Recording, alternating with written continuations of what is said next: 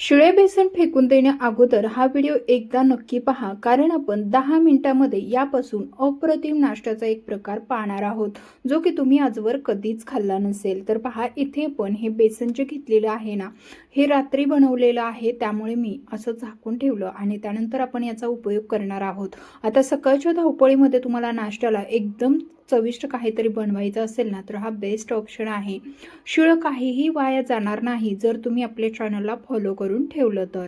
तर पहा, इथे आपल्याला लागणार आहे ह्या पदार्थ बनवण्यासाठी साहित्य. पहा, या कांद्याचं झालंय मोठ्या लोकांसारखं, दिसायला फक्त मोठे आणि पहा आतून पूर्णपणे म्हणजे यांची मानसिकता खराब झालेली. तसंच कांदा सुद्धा आतमधून दिसायला फक्त मोठा होता, आतमधून पूर्णपणे खराब झालता. खराब गोष्ट फेकून द्यायची आणि चांगलीच घ्यायची, असं आपल्या आईवडिलांनी आपल्याला शिकवलेलं. त्यामुळे कांद्यालाही फेकून दिलं आणि चांगला चांगला घेतला. सर्व कांदा, टोमॅटो आणि कोथिंबीर चिरून झाले की इकडे मिक्सिंग बाउल घेतलं.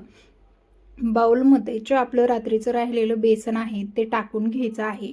त्याचमध्ये अर्धी वाटी रवा घालायचा आहे आणि अर्धी वाटी इथे आपल्याला बेसन गव्हाचं पीठ घालायचं आहे.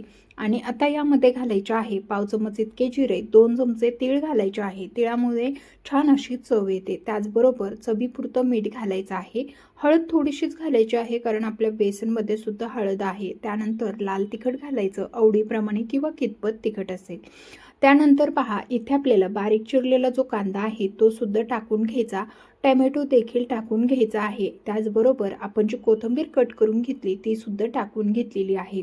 आता तुम्हाला आयडिया येतच असेल की आपण जो पदार्थ बनवतोय तो पदार्थ किती छान तयार होणार आहे.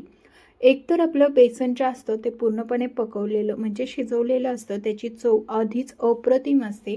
त्यापासून जर असा युनिक पदार्थ आपण बनवला तर तो आणखीन दुपटीने चविष्ट होतो. आता यामध्ये बेसनला बऱ्यापैकी ओलावा असतो, त्यामुळे ना पाणी पितानेच घालायचं आहे, कारण हे मिश्रण आपल्याला खूपही पातळ करायचं नाही किंवा खूप घट्टही ठेवायचं नाही. कशा स्वरूपाचं किंवा कशी कन्सिस्टन्सी असली पाहिजे हे सुद्धा तुम्हाला मी सांगणारच आहे.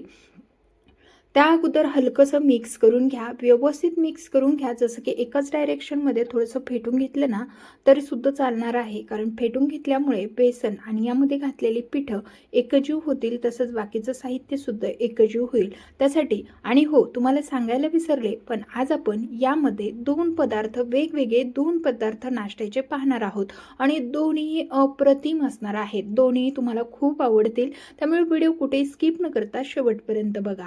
तर इथे 10 मिनिटे आपण झाकण ठेवलेलं आहे आणि आता याला ना 10 मिनिटानंतर झाकण काढून पाहूया.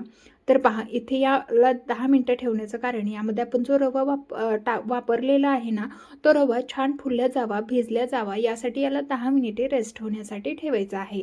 त्यानंतर पुन्हा एकदा मिक्स करून घ्यायचं आणि याला छान जाळी सुटावी आणि मस्त व्हावं यासाठी ना थोडासा खाण्याचा सोडा किंवा बेकिंग पावडर तुम्ही काहीही वापरू शकता. इथे स्मेल नको म्हणून मी बेकिंग पावडर वापरलेली आहे. तुम्ही इथे खाण्याचा सोडा देखील वापरू शकता.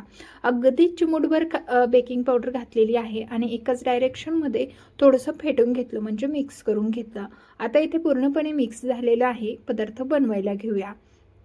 त्यासाठी आप्पे पात्र इकडे गरम व्हायला ठेवलं. आपण एक पळी तेल घेतलेलं आहे, म्हणजे जो छोटा चमचा असतो तो.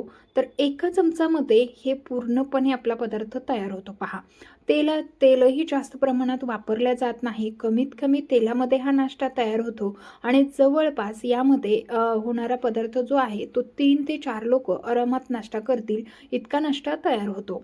तर पहा, आता आपल्याला काय करायचं आहे, या आप्पे पात्राला हलवून सगळीकडून तेल लावून घेतलं. त्यानंतर जे तयार मिश्रण आहे ना ते यामध्ये टाकून घ्यायचं आहे. अशा प्रकारे आपल्याला हे मिश्रण जे आहे ना ते टाकून घ्यायचं आहे. खूप गच्चही भरवायचं नाही किंवा खूप कमीही टाकायचं नाही. एकसारखं याला लेवलसुद्धा आपल्याला करून घ्यायचे आहे. तर पहा, टाकताना आप्पे थोडेसे वाकडे तिकडे पडतात, कारण यामध्ये घातलेले टोमॅटो, कांदा यामुळे आपल्याला सगळे एकसारखे करून घ्यायचे आहे. तर मंडळी, तुम्हाला एक निवेदन आहे की तुम्ही आपला आजचा हा व्हिडिओ कुठल्या शहरातून किंवा गावातून पाहत आहात ना, ते मला कमेंट करून नक्कीच कळवा, म्हणजे मलाही तुमचे पर्सनली आभार मानता येतील. तसंच मला सुद्धा समजेल की आपले हे युनिक आणि भन्नाट रेसिपी कुठंपर्यंत पोहोचतात. तर चला, तसंच तुम्ही आरकेज फूड रेसिपी चॅनलला जर सबस्क्राईब केलं नसेल लगेच करून घ्या. आप्पे टाकून झाकण ठेवून घेतलं. आता दुसरा पदार्थ लगेचच बनवायला घेऊया. तर तुमचा जास्त वेळ घेणार नाही. त्यासाठी दुसराही पदार्थ लगेचच बनवायला घेतला. त्यासाठी इकडे पॅन गरम व्हायला ठेवला. पॅन थोडासा हलकासा गरम झाला की त्याला तेल लावून घ्यायचं. म्हणजे काय होईल की आपला हा पदार्थ खाली चिकटणार नाही. तर आज आपण शिळ्या पिठाचे चिलेसुद्धा बनवणार आहोत. हे चिले इतके लुसलुशीत तयार होतात ना, तुम्हाला सांगायला म्हणजे मी शब्दात याची चव सांगू शकत नाही. माझं तरी नेहमी पिठलं उरल्यानंतर असे चटरपटर पदार्थ बनवतच असते. कमीत कमी तेलामध्ये होतात, त्यामुळे ते खाण्यासाठीही योग्य आहेत. तसंच आपल्याला चवही देतात. त्यामुळे असे उरलेले पदार्थांचे वेगवेगळे पदार्थ बनवून खायला मला तरी आणि माझ्या घरच्यांना तरी खूप आवडतात. तुम्ही सुद्धा ना असे उरलेले पदार्थ फेकून देण्यापेक्षा, नाश होण्यापेक्षा ना तुम्ही वेगवेगळे असे युनिक नाश्त्यासाठी रेसिपी बनवू शकता. आणि हो, मी तुम्हाला शिळ्या राहिलेल्या वेगवेगळे प्रकार नेहमीच बनवून दाखवत असते. तुम्हाला जर असेच नवनवीन आणि भन्नाट हॅकिक रेसिपी पाहायच्या असतील तर आरके फूड रेसिपी चॅनलला पटकन सबस्क्राईब करून ठेवा. म्हणजे तुम्हाला माझी रेसिपी शोधण्याची गरज पडणार नाही, तर माझीच रेसिपी तुमच्या समोर येईल. तर पहा, इथे मस्त असं पलटवून घेतलं आणि खालच्या साईडने सुद्धा तेल सोडून घेतलं. मस्त गोल्डन कलर आलेला आहे. चला आता चिला भाजतोय तोपर्यंत आपल्याला आप्प्याकडेही लक्ष द्यावं लागेल, नाहीतर आपले आप्पे इकडे करपून जायचे.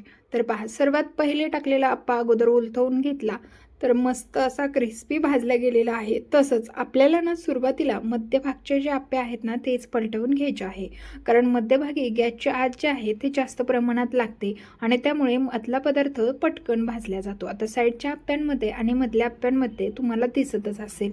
तर आता हे संपूर्ण आप्पे जे आहेत ना ते पलटवून घेतलेले आहेत, पाहू शकता.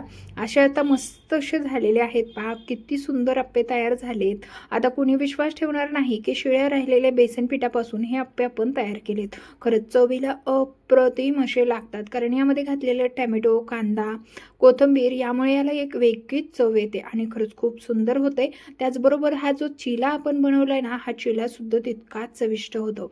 तर तुम्हाला दोन्ही पदार्थ नक्कीच आवडले असतील. तर पहा, इथे आपण चिला भाजून घेतला, काढून घेऊया आणि याच पद्धतीने दुसरा चिला सुद्धा मी बनवून घेणार आहे. तर मस्त असे आपले चिले एकदम लुसलुशीत म्हणतो ना आपण, तसे झालेले आहेत. आणि खरं तर चिला खाताना एकदम लुसलुशीत असेल तरच तो खायला छान लागतो. तर पहा, काढून घेतला. कलर किती सुरेख आलेला आहे, तुम्हाला दिसतच असेल. आता नेक्स्ट सुद्धा बनवून घेऊया. तर यामध्ये पहा, 12 आप्पे आणि 2 चिले एवढा हा आपला पदार्थ तयार झालेला आहे, एवढ्या कमी साहित्यामध्ये. कारण यामध्ये आपण ते बेसन वापरलं ना, त्यामुळे भरपूर प्रमाणात हा पदार्थ आपला तयार होतो. तर पहा, इथे तुम्हाला हात खरकटे करण्याची सुद्धा गरज नाही. अगदी सहज तुम्ही हे चिलेही बनवून घेऊ शकता आणि आप्पेही बनवू शकता. तर मस्त, मला तर अप्रतिम आणि इतका भन्नाट हा पदार्थ होतो ना, मला खूप आवडतो, खूपच आवडतो तो. त्यामुळे तुम्ही एकदा नक्की बनवून पहा. तुम्ही या पदार्थाच्या प्रेमात पडल्याशिवाय राहणार नाही. तुम्ही याची चव कधीच विसरणार नाही. इतका चविष्ट होतो. आणि पहा, हे आप्पे विशेष म्हणजे दोन्ही साईडने एकदम छान गच्च फुगलेले आहेत. पहा, कुठेही तुम्हाला म्हणजे जाळी एकदम सुरेख अशी पडलेली आहे. आता तुम्हाला थोडेसे डार्क भाजायचे असतील ना तरी सुद्धा तुम्ही भाजू शकता, किंवा एवढे भाजून घेतले ना तरी सुद्धा खूप छान लागतात. आता हे खाताना ना तुम्हाला जर सोबतीला दही भेटलं ना तर दह्यासोबत खा. असे तर अप्रतिम लागतात, पण दह्यासोबत आणखीन चविष्ट लागतात. तसंच लहान मुलांना देत असाल ना तर थोडासा सॉस याच्यासोबत दिला ना तर मुले सुद्धा खूप आवडीने हा पदार्थ खातील. तर चला, मस्त असे आपले आप्पेही बनवून झाले, चिलाही बनवून झाला. तर मी तुम्हाला आज टाकाऊ रेसिपीपासून टिकाऊ किंवा खाण्यालायक रेसिपी बनवून दाखवली. तेही तुमचं एक नाश्त्याचं आठवड्यातलं 1-2 दिवसाचं टेन्शन गायब होईल असा पदार्थ दाखवलेला आहे. तर तुम्हाला हे पदार्थ कसे वाटले ना, मला कमेंट करून कळवायला मात्र विसरू नका. आणि हो, तर तुम्हाला माहीत नसेल पण रेसिपी बनवण्यासाठी जवळपास 2 ते 3 तास आरामात निघून जातात. त्याची एडिटिंगपर्यंत 3 तास कुठे जातात कळत नाही. पण तुम्ही एक लाईक आणि कमेंट करायला एवढी कंजूशी करताना खरंच म्हणजे खूप वाईट वाटतं की आपण एवढ्या मेहनतीने तुमच्यासाठी नवनवीन रेसिपीज मी बनवत असते आणि तुम्ही लाईक आणि सबस्क्राईबसुद्धा चॅनलला करायला एवढा विचार करता, जेवढा मी रेसिपी बनवायला विचार करत नाही किंवा मेहनत करायला विचार करत नाही. जर माझं बोलणं थोडंही तुमच्या मनाला लागलं असेल ना तर पटकन आपल्या आरके फूड रेसिपी चॅनलला सबस्क्राईब करा, बाजूच्या बेल आयकनला ऑन करा आणि आजची रेसिपी कशी झाली कमेंट करून कळवा. चला, भेटूया नवीन एका रेसिपीसह. तोपर्यंत बनवा, खा आणि मजेत राहा.